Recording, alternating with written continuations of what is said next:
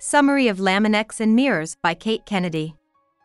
The unnamed narrator of the short story starts by telling about her first day at her new job as a hospital cleaner. As she does her first cleaning job, she is surprised by how glazed and unhurried her coworkers are. She notes that she, on the other hand, is young, active, and eager to make a good impression. The narrator goes to ask her boss, Marie, for more work to do after she finishes her first tasks early. Marie, who was resting in the storeroom, gives her the disgusting job of cleaning out the hospital's ash bins. The narrator thinks this is Marie's way of getting revenge on her for working too quickly. The narrator describes one of her coworkers as a shy, friendly woman with a beehive hairstyle. The narrator meets an old soldier called Mr. Moreton while she is cleaning the rooms of the patients. He asks her to take the money from his drawer and buy him a pack of smokes, which the hospital's nurse has told her not to do. The narrator says no, which is something she will do every day as long as Mr. Moreton keeps asking for cigarettes. Even though the narrator says no, the two start to become friends. One day, a nurse sees the narrator talking to Mr. Moreton and pulls her aside to tell her that she shouldn't fraternize with the patients, especially since she works as a cleaner. The narrator says she's sorry and goes back to work, going to the area of the hospital where planned surgeries happen. She thinks that, like the people healing from elective surgery, she is filling in her own allotment of time at the hospital. However, when she finally leaves, she will be on her way to Europe. Dot sells home goods, makeup, and jewelry from a catalog as a side business. One day at work, she gives the narrator a catalog and an order form as if it's already a done deal. The narrator knows that Dot's husband, Len, doesn't think she will ever be a good saleswoman or get the Christmas gift bonus from the catalog company. Speaking of Christmas, the narrator has agreed to go to the office Christmas party with Tony because she was moved by the way he calmed the nervous-nosed job girls as they came out of surgery.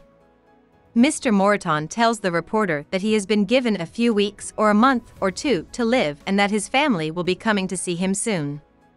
When the narrator apologizes again for not bringing him a cigarette and says that if she got fired, she wouldn't be able to go to Europe, Mr. Moreton understands and says that she doesn't seem like the kind of person who would work at the hospital for the rest of her life. When Mr. Moreton says that he is going to die soon, the narrator takes his hand, and all of a sudden, Marie walks through the door. Marie scolds the narrator angrily for lingering in Mr. Moreton's room, and she seems even more angry that the matron went looking for her to tell her about it.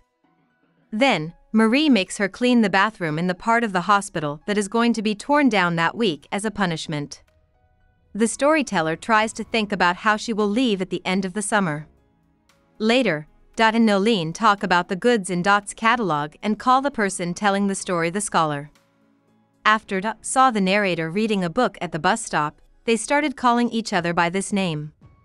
The narrator doesn't like the nickname, but she says she changed her mind when she saw Dot's purse was in bad shape and the women were careful with the money when Nolene bought something from Dot's catalog.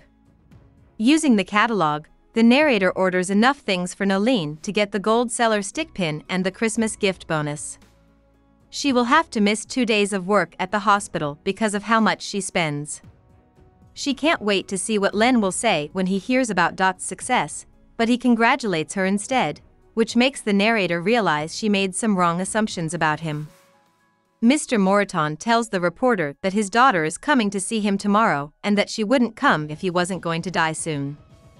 The next day, the reporter gets to work early and sneaks into Mr. Moreton's room. She then takes him to the just-cleaned bathroom in the wing and lets him take a bath. Mr. Moreton really loves the event. When the narrator takes him back to his room, his changed behavior and recklessness in his voice make her want to will him out of the hospital and give him a cigarette from her purse. He loves the cigarette and the warm air in the morning. As the narrator watches him, she says that he looks good and thinks to herself that he looks like a completely different person. They hear the propped open exit door close behind them, and the narrator imagines that a plane to London is taking off without her. Mr. Moreton says out loud that he knows the narrator will lose her job, but the narrator says she doesn't care about the job and will go to Europe another time. As the reporter and Mr. Moreton walk toward the front door of the hospital, they brace themselves. Mr. Moreton starts to hum, then laugh, and finally cough. The narrator holds his hand until he stops coughing. Then, they both laugh as they move forward again. The narrator imagines that her coworkers are going about their daily tasks without her, that Marie is talking about her absence, and that the matron is waiting for her at the nurse's station in a scary way. But she says that her entrance with Mr. Moreton was a perfect moment and that they both thought that the road ahead of them would go on forever. About the author. Cate Kennedy was born in England, where her Air Force father was stationed, but she grew up in different parts of Australia. She went to the University of Canberra and the Australian National University when she was a young adult. After college, she worked in a number of different areas, but she is best known for teaching creative writing and working in the arts community in Victoria, Australia. In her 30s, Kennedy went to Mexico for 2 years to teach people how to read and write through an Australian charity group. She also worked as an independent writer and for the Australian Customs Service. Her work for the Australian Customs Service gave her ideas for her short story habit. Even though she is best known for her short stories, Kennedy also wrote essays and poems as a young adult. In 2002, she won a writing prize called the Vincent Buckley Poetry Prize. This gave her the chance to teach in Ireland. Kennedy lives in a rural part of northern Australia. Hope we summarized it fully and you liked it. Please hit the like button and subscribe to our channel so that we are motivated to create more videos.